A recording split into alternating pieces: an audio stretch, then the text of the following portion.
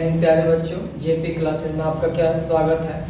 और आज हम लोग बाबू केमिस्ट्री के ऑब्जेक्टिव के बारे में अध्ययन करेंगे, जो क्लास 12 के एग्जाम के लिए बहुत ही इम्पोर्टेंट है। और हम लोग 100 ऑब्जेक्टिव पढ़ेंगे, जिसमें से आज हम लोग 50 ऑब्जेक्टिव के बारे में अध्ययन करेंगे। और ये एग्जाम के दृष्टिकोण से बहुत ज़्यादा महत्वपूर्ण है, इसलिए एग्जाम में जाने से पहले इन सभी का क्या कर लें, अध्ययन करें। चलिए शुरुआत करते हैं हम लोग का पहला क्वेश्चन है अणुसंख्य गुणधर्म है। तो अणुसंख्य गुणधर्म 4 होते हैं। अणुसंख्य गुणधर्म का मतलब वैसे गुणधर्म जो वैसे विलयन का गुण जो उसमें उपस्थित विलेय के कणों के मात्रा पर निर्भर करता है, क्या कहलाता है बाबू, अणुसंख्य गुणधर्म। पहला इसमें है हिमांक का अवनमन, क्वथनांक का उन्नयन, परासरण दाब, वाष्प दाब का अवनमन, इनमें से सभी। यानी याद रखिए चारों का चारों क्या है बाबू, चारों का चारों है अणुसंख्य गुणधर्म, यानी इनमें से सभी चारों याद रखेंगे। हिमांक का अवनमन, क्वथनांक का उन्नयन, परासरण दाब, वाष्प दाब का अवनमन, इनमें से सभी। ठीक है बाबू। अब अगला क्वेश्चन है जलीय घोल में किसका क्वथनांक अधिक होता है। इसके लिए बाबू आपको याद रखना है, सबसे पहले हम क्या करेंगे, जो भी हम लोग के पास क्वेश्चन है उसमें इन सबको फैक्टर में तोड़ देंगे, यानी आयन के रूप में तोड़ेंगे। सबसे पहले देखते हैं ये क्या है बाबू, Na+Cl-। इसको देखते हैं बाबू किसमें टूट रहा है, ये टूट रहा है Na+SO4-। याद रखना SO4 किसमें टूटता है, माइनस में। सोडियम किसमें, एक धनात्मक में टूटता है। यहाँ देखिए यहाँ 2 बार सोडियम है, तो यहाँ क्या लगा देंगे, 2 लगा देंगे। तीसरा देखते हैं NO4, यहाँ पे क्या है NO4 और यहाँ मिसप्रिंट हो गया NO3 होगा, यानी NH4 और यहाँ पे प्लस और क्या होगा बाबू NO3 किसमें टूटेगा, माइनस में। लास्ट हम लोग के पास से K प्लस में टूटेगा और NO3 किसमें टूटेगा, माइनस में टूटेगा। K प्लस में NO3 माइनस में। अब काउंटिंग करते हैं यहाँ कितने आयन की संख्या है, 1 और 1 कितना हो जाएगा बाबू, 2। यहाँ पे क्या हो रहा है 1 और 2 कितना हो जाएगा, 3 हो जाएगा। यहाँ पे देखिए 1 और 1 कितना हो जाएगा, 2 हो जाएगा। यहाँ पे देखिए 1 और 1 कितना हो जाएगा, 2 हो जाएगा। अब बताइए इनमें से किसमें आयन की संख्या ज्यादा है, तो Na2SO4 में, इसलिए इसका क्वथनांक का उन्नयन यानी क्वथनांक क्या होगा, अधिक होगा। तो ऑप्शन नंबर कौन सही है बाबू, ऑप्शन नंबर बी सही है। कोई दिक्कत यहाँ तक, तो जिसमें किसकी संख्या बाबू, आयंस की संख्या ज्यादा हो जाएगी, इन्हीं को बोला था 1.5 गुणा। जिसमें आयन की संख्या ज्यादा होगी उसका क्वथनांक का उन्नयन ज्यादा होगा, हिमनाओं का अवनमन होगा और परासरण दाब क्या होगा, अधिक होगा। इतनी बातें समझ में आई। क्या करते हैं, सबसे पहले हम लोग जो भी हमारे पास क्वेश्चन दिया रहेगा उसको आयंस में क्या करेंगे, जोड़ेंगे, और जिसमें आयंस की संख्या क्या आ जाए, ज्यादा आ जाए, उसका क्वथनांक का उन्नयन क्या होगा, अधिक होगा। कोई दिक्कत यहाँ तक। चलिए अगला क्वेश्चन हम लोग के पास है परासरण दाब का समीकरण होता है। आप पढ़े होंगे परासरण दाब पाई बराबर होता है CRT, या कई जगहों पर लिखा जाता है पाई बराबर CST, यानी हम लोग का कौन सा ऑप्शन, पहला ऑप्शन क्या है, सही है। अगला क्वेश्चन क्या कह रहा है, जलीय घोल में किसका हिमांक न्यूनतम होगा, यानी किसका हिमांक का अवनमन होगा। तो आप फिर इसको क्या कीजिए, क्वेश्चन नंबर 2 के समान इसको आयंस में तोड़ दीजिए। पहला Na+, दूसरा Cl-। दूसरा यहाँ पे क्या टूटेगा बाबू, ये नहीं टूटेगा क्योंकि ये आयंस में नहीं टूट पाएगा। MgCl2, Mgi2 का देखिए, Mg किसमें टूटता है बाबू, प्लस में, I किसमें टूटता है, माइनस में। 2 बार है तो यहाँ का लगा लेंगे, 2 लगा लेंगे। इसको देखिए Mg किसमें टूटेगा बाबू, प्लस, SO4 किसमें टूटेगा, माइनस। अब काउंटिंग कीजिए किसमें आयंस की संख्या ज्यादा है। इसमें क्या है 1 और 1 कितना हो जाएगा, 2। इसमें देखिए बाबू कोई नहीं है, इसमें देखिए 1 और 1 कितना हो जाएगा, 2। और इसमें आयंस की संख्या 2 यहाँ, टोटल कितना हो गया, 4। किसका ज्यादा है, MgSO4 का, इसलिए MgSO4 का हिमांक क्या होगा, न्यूनतम होगा। समझ में आए इतनी बात? चलिए तो ये हम लोग के पास 4 क्वेश्चन हो गए। अगला 5वां क्वेश्चन क्या कहता है देखना है। अर्ध पारगम झिल्ली से पार करते हैं या निकल जाते हैं। याद रखना अर्ध पारगम झिल्ली क्या होता है, जिससे केवल किसके अणु पार करते हैं, विलायक के पार करते हैं, जबकि विलेय के अणु क्या नहीं कर पाते हैं, पार नहीं कर पाते हैं। यानी अर्ध पारगम झिल्ली की कंडीशन है कि जिससे विलायक के अणु क्या करेंगे, पार करेंगे, जबकि किसके अणु पार नहीं करेंगे, विलेय के अणु पार नहीं करेंगे। तो कौन सा आंसर सही होगा, ऑप्शन नंबर बी। कौन सी सांद्रता या कौन सी सांद्रण इकाई ताप से क्या है, स्वतंत्र है। तो याद रखना है ताप पर कौन डिपेंड करता है, जिस वो आयतन पर निर्भर करता है। तो मोलरता आयतन पर निर्भर करता है, नॉर्मलता आयतन पर निर्भर करता है, लेकिन मोलरता किस पे, आयतन पर नहीं द्रव्यमान पर निर्भर करता है। इसलिए इसमें कौन सा ऑप्शन सही होगा, यानी 6 नंबर। ये पढ़ के जाइएगा, बहुत ज्यादा क्या है, इंपॉर्टेंट है। नेक्स्ट क्वेश्चन क्या है हम लोग के पास, परासरण दाब बढ़ता है। परासरण दाब का फार्मूला अभी पढ़े हम लोग, पाई बराबर CRT, पाई बराबर CRT। यहाँ देखते हैं पाई जो है किस पे डिपेंड कर रहा है, टेम्परेचर पर। टेम्परेचर बढ़ेगा परासरण दाब बढ़ेगा, टेम्परेचर घटेगा परासरण दाब क्या होगा, घटेगा। क्या क्वेश्चन है, परासरण दाब बढ़ता है जब क्या बढ़ेगा, ताप बढ़ेगा। परासरण दाब कब बढ़ेगा, जब ताप का मान क्या होगा, बढ़ेगा। यानी कौन सा ऑप्शन सही है, ये ऑप्शन सही है। अगला क्वेश्चन है कि 96,500 कूलम विद्युत धारा प्रवाहित करने पर CuSO4 के घोल से मुक्त होता है। यानी कितना कॉपर का द्रव्यमान मुक्त होता है। आपको याद रखना है कि यानी हम लोग के पास क्या है, Cu का जो क्या होता है, द्रव्यमान होता है, परमाणु द्रव्यमान 63 कितना बाबू, 5 ग्राम होता है।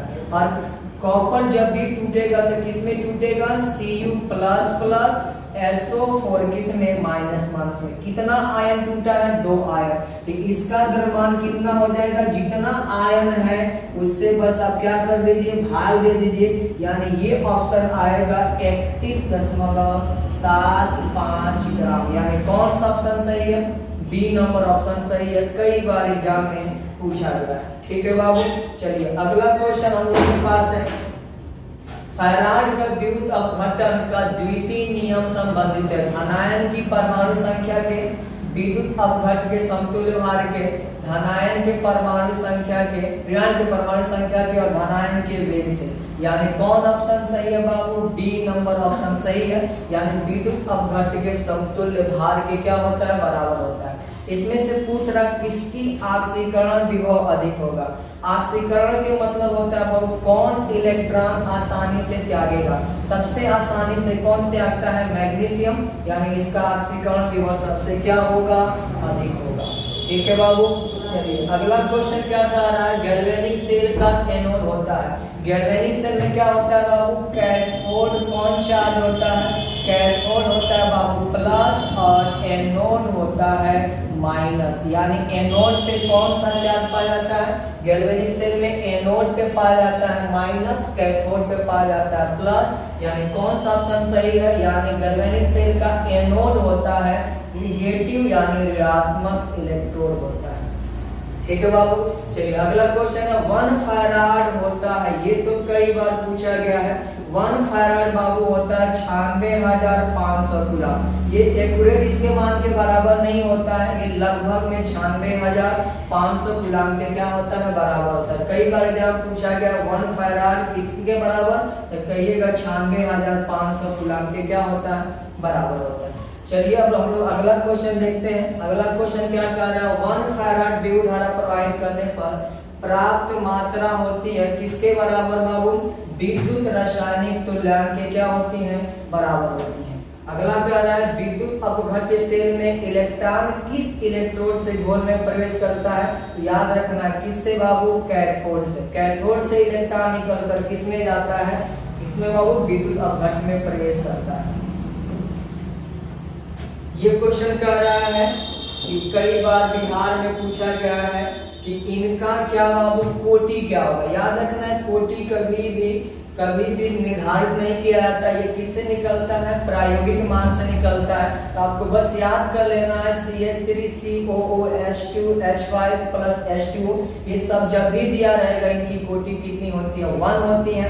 और H2 प्लस Cl2 इसकी कोटि हमेशा कितनी होती है, 0 होती है। इसको बस आपको याद करके जाना है। ये एक्सपेरिमेंटली यानी प्रायोगिक मान से इनको क्या किया जाता है, प्राप्त किया जाता है। ये बहुत इंपॉर्टेंट है। इसका कितना होगा बाबू, 1, इसका कितना होगा, 0। चलिए अगला हमारे पास क्वेश्चन क्या है, कह रहा है वेग इतना दिया है बाबू, इस अभिक्रिया की क्या निकालनी है, कोटि। देखिए बाबू अभिक्रिया की कोटि क्या होती है, जो भी हमारे पास क्या दिया है, सांद्रण की जो घात है उसको ऐड कर दीजिए। यहाँ पे 2 है, यहाँ पे 1 है, 2 + 1 2 + 1 यानी कोटि कितनी हो जाएगी, 3 हो जाएगी। इसका कोटि कितना होगा, 3 होगा। कोई दिक्कत यहाँ तक। अगला है अभिक्रिया में उत्प्रेरक क्या काम करता है। उत्प्रेरक काम क्या होता है बाबू, अभिक्रिया के वेग को कम करता है, अभिक्रिया का वेग बढ़ाता है, या अभिक्रिया वेग बढ़ाता या घटाता है। तो आपको याद रखना है बाबू, उत्प्रेरक, कुछ उत्प्रेरक ऐसे होते हैं जो अभिक्रिया के वेग को बढ़ा देते हैं, कुछ उत्प्रेरक ऐसे होते हैं जो अभिक्रिया को वेग को घटा देते हैं। यानी इनमें से कौन होगा, यानी सी वाला आंसर सही है। यानी अभिक्रिया का वेग बढ़ा भी सकते हैं और घटा भी सकते हैं, कोई दिक्कत। अगला क्वेश्चन है प्रथम कोटि अभिक्रिया की अर्ध आयु होती है। इसको तो याद करके जाना है, कभी कभी क्वेश्चन पूछ देता है। प्रथम कोटि अभिक्रिया की जो अर्ध आयु होती है यानी T½ किसके बराबर होती है, 0.693/K। यहाँ K क्या है, वेग स्थिरांक है, यानी T½ बराबर होता है 0.693/K, यानी ऑप्शन नंबर ए सही है। अयस्क में उपस्थित अशुद्धियों को क्या कहा जाता है, अयस्क में उपस्थित अशुद्धियों को क्या कहा जाता है बाबू, मैट्रिक्स या क्या कहा जाता है, गेन कहा जाता है। अयस्क में उपस्थित अशुद्धियों को या तो आप मैट्रिक्स कहिए या क्या करिए, गेन कहिए, ऑप्शन नंबर बी सही है, कोई दिक्कत। चलिए अगला क्वेश्चन हम लोग के पास क्या है, खनिज से धातु का निष्कर्षण होता है। यानी जो खनिज से, जिस खनिज से क्या निकाल सके हम लोग, धातु आसानी से काफी अधिक मात्रा में और काफी कम खर्च पे निकाला जाए तो उस खनिज का नाम क्या है, अयस्क है। यानी खनिज क्या है, जिससे काफी आसानी से किसको निकाला सके, धातु को निकाला जा सके, उसी खनिज को हम लोग क्या बोलेंगे, अयस्क बोलेंगे। अयस्क क्या होता है, जितने भी अयस्क होते हैं सभी अयस्क क्या होते हैं, खनिज होते हैं, लेकिन सभी खनिज क्या नहीं होते हैं, अयस्क नहीं होते हैं। ये भी एग्जाम में पूछा गया। यानी अयस्क किनसे प्राप्त होते हैं, खनिज से, लेकिन सभी खनिज से आसानी से धातु को नहीं प्राप्त किया सकता है। यानी सभी खनिज क्या नहीं हो सकते हैं, अयस्क नहीं हो सकते हैं, लेकिन सभी अयस्क क्या होते हैं, खनिज होते हैं। ये सही है। कॉपर पायराइड्स का, ये तो कई बार पूछा गया है। कॉपर पायराइड्स का फार्मूला होता है CuFeS2। क्या रखेगा बाबू, CuFeS2। ये किसका फार्मूला है, कॉपर पायराइड का। अगला क्वेश्चन, कॉपर पायराइड का प्रमुख अयस्क, जैसे आपको दे दे CuFeS2 दे दे, FeS2 या Cu2S दे दे या Cu2O दे दे, इनमें से सभी दे दे। पूछेगा कि इनमें से कौन प्रमुख अयस्क है। प्रमुख अयस्क कौन है बाबू, कॉपर पायराइड, जिससे कॉपर का क्या किया जाता है, निष्कर्षण किया जाता है। एल्युमिनियम का अयस्क, इसको पढ़ के जाइएगा। एल्युमिनियम का अयस्क क्या होता है बाबू, बॉक्साइट, यानी बॉक्साइट से किसको प्राप्त किया जाता है, एल्युमिनियम को प्राप्त किया जाता है, ठीक है।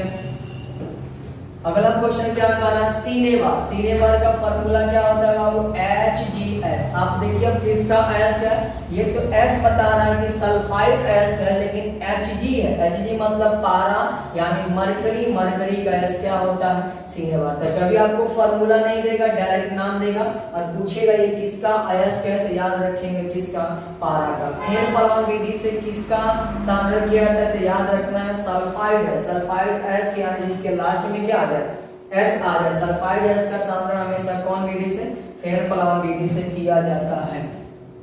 अगला क्वेश्चन क्या कह रहा है बाबू, वात्यावर्थी में किस ऑक्साइड का अपचयन किया जाता है? तो वात्यावर्थी का उपयोग हमेशा किसके निष्कर्षण में? लोहा के निष्कर्षण में यानी आयरन के निष्कर्षण में किया जाता है, यानी आयरन के ऑक्साइड का निष्कर्षण कौन भट्टी से? वात्यावर्थी से। कौन सी धातु भूपर्पटी पर सर्वाधिक पाई जाती है? देखिए बाबू, भूपर्पटी पर अगर बात करें गैस की बात, तो गैस सबसे ज्यादा क्या पाया जाता है? ऑक्सीजन। क्या पाया जाता है बाबू? ऑक्सीजन। अगर बात करें धातु की बात, तो धातु सबसे ज्यादा पाया जाता है एल्युमिनियम। क्या पाया जाता है बाबू? और अगर अधातु की बात करें तो सबसे ज्यादा क्या पाया जाता है? सिलिकॉन। क्या पाया जाता है? सिलिकॉन। तो सबसे ज्यादा इनमें से कौन पाया जाता है? NaAlFe, यानी कौन पाया जाता है? एल्युमिनियम। सबसे ज्यादा भूपर्पटी पे कौन सा धातु पाया जाता है? एल्युमिनियम। अगर गैस पूछेगा यानी भूपर्पटी पर द्रव्यमान के हिसाब से करिएगा ऑक्सीजन, अगर धातु पूछेगा एल्युमिनियम, अधातु पूछेगा अधातु नहीं, ये तो उपधातु में या अधातु या उपधातु जो भी पूछे, यहाँ से बात करेंगे किसके बारे में बाबू? सिलिकॉन के बारे में। किसके बारे में? सिलिकॉन के बारे में। याद रखेंगे सिलिकॉन सबसे ज्यादा पाया जाता है किसके हिसाब से? उपधातु के हिसाब से सबसे ज्यादा क्या पाया जाता है? सिलिकॉन पाया जाता है। ओलियम का सूत्र होता है, ओलियम का सूत्र होता है H2S2O7, यानी ये ओलियम का क्या है? फार्मूला। सबसे शक्तिशाली, ये कई बार एग्जाम में पूछा गया है, सबसे शक्तिशाली ऑक्सीकारक है। सबसे शक्तिशाली ऑक्सीकारक के मतलब जो इलेक्ट्रॉन को ग्रहण कर सके, और सबसे ज्यादा इलेक्ट्रॉन को ग्रहण कौन करता है? फ्लोरीन, जिसकी विद्युत ऋणात्मकता सबसे क्या होती है? अधिक होती है। अगला क्वेश्चन सबसे प्रबल अम्ल है, तो याद रखेंगे Bi3, आसानी से इनको इलेक्ट्रॉन को क्या कर सकते हैं? त्याग सकते हैं, इसलिए प्रबल क्या है? अम्ल है। ठीक है। हीलियम का प्रमुख स्रोत है, हीलियम का प्रमुख स्रोत कौन होता है बाबू? हीलियम का प्रमुख स्रोत क्या है? हीलियम का प्रमुख स्रोत क्या है? सूर्य। सूर्य सबसे ज्यादा वहां पे कौन सी गैस पाई जाती है? हीलियम गैस पाई जाती है। ठीक है। H2SO4, H2SO4 क्या है? H2SO4 क्या है? अम्ल है। PCl5 यानी आसानी से इलेक्ट्रॉन को ग्रहण करते हैं, इसलिए क्या होते हैं? ऑक्सीकारक होते हैं। तो PCl5 क्या है बाबू? ये क्या है? ऑक्सीकारक। नेक्स्ट क्वेश्चन हम लोग के पास है यहाँ पे H3PO4 क्या है?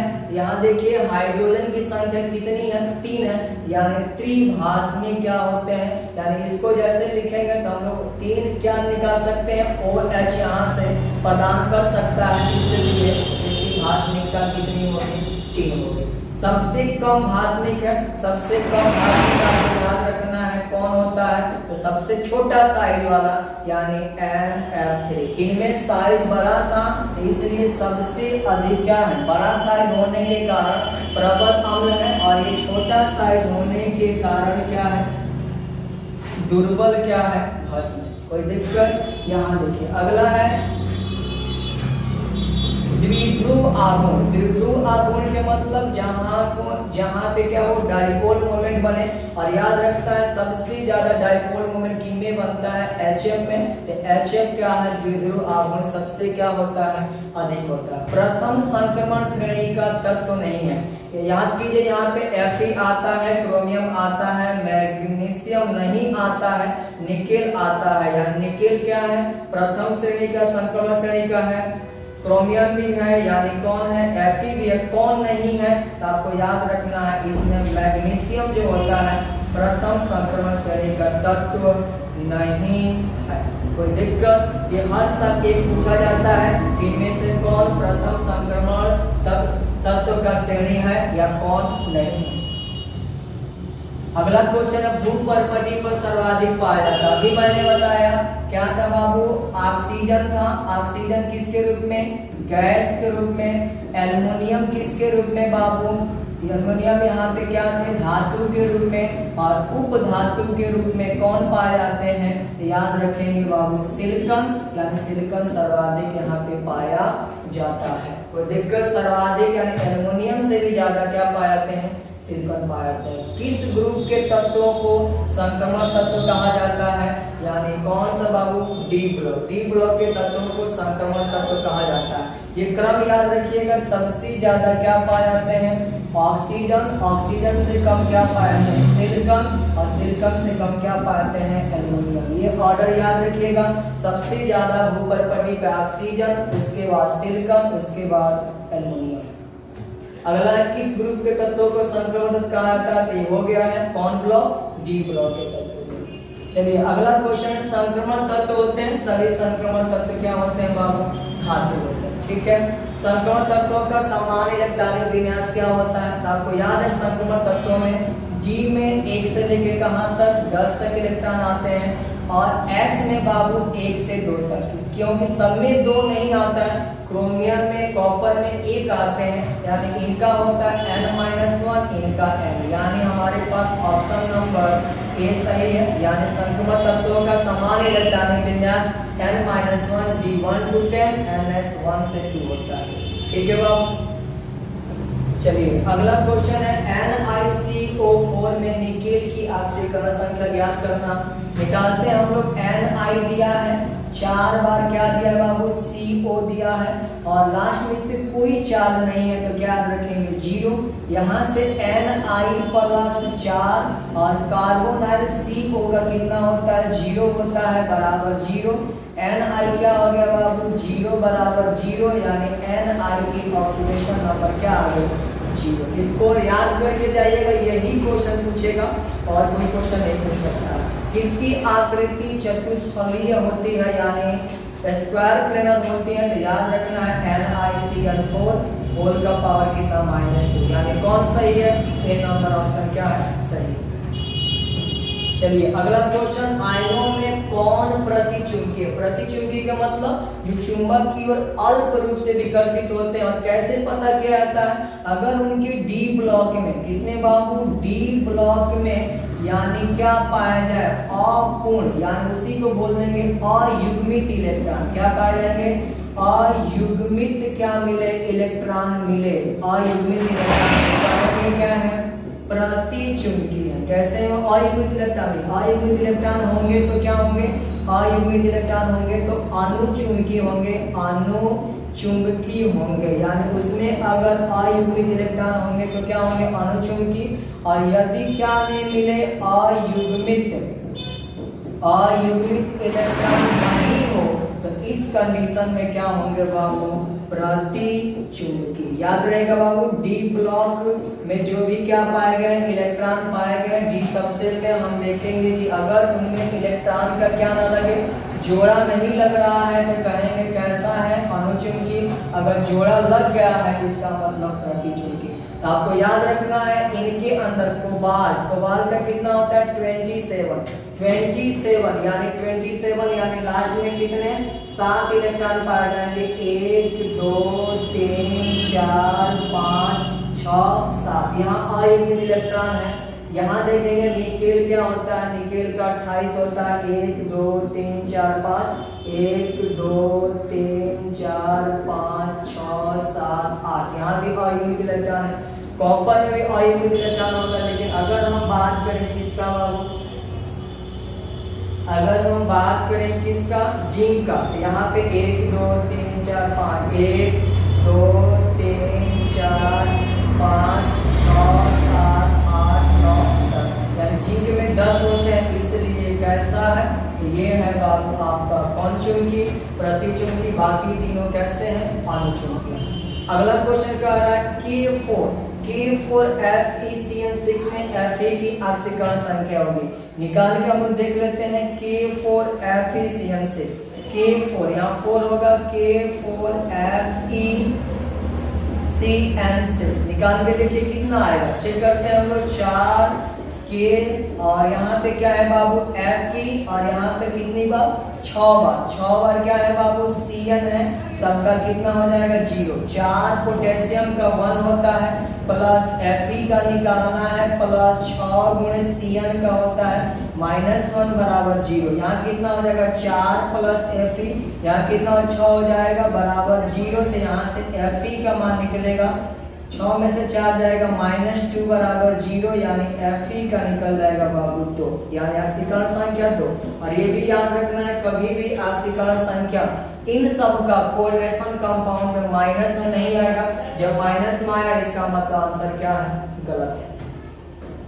ठीक है, नेक्स्ट क्या है, किस यौगिक के केंद्रीय धातु का हाइड्रेशन। यहाँ पे sp3 था, अब देख लीजिए D1 है, S1 है, P3 है, टोटल कितने हो जाएंगे 5। कहाँ लिगेंड की संख्या 5 है यहाँ पे, ये ऑप्शन नंबर 47 का ऑप्शन नंबर कितना, ए सही है। डोलामाइट किसका खनिज है बाबू, डोलामाइट किसका, मैग्नीशियम का क्या है खनिज है। कोई दिक्कत। चलिए नेक्स्ट क्वेश्चन आपके पास आ रहा है, समुद्री जल में पाया जाने वाला तत्व। समुद्री जल में क्या पाया था, सर्वाधिक मात्रा में आयोडीन पाए जाते हैं, तो आयोडीन समुद्री जल में सबसे ज्यादा पाया जाता है। ऑक्सीजन और ओजोन है, ऑक्सीजन और ओजोन है। ऑक्सीजन का फार्मूला O2, ओजोन का फार्मूला O3, यानी ये दोनों एक दूसरे के क्या है बाबू, अपर रूप है। क्या है बाबू, अपर रूप है, यानी ये अपर रूप होते हैं ऑक्सीजन और कौन सी बाबू, ओजोन। ठीक है, अब ये था हम लोग का 50 ऑब्जेक्टिव।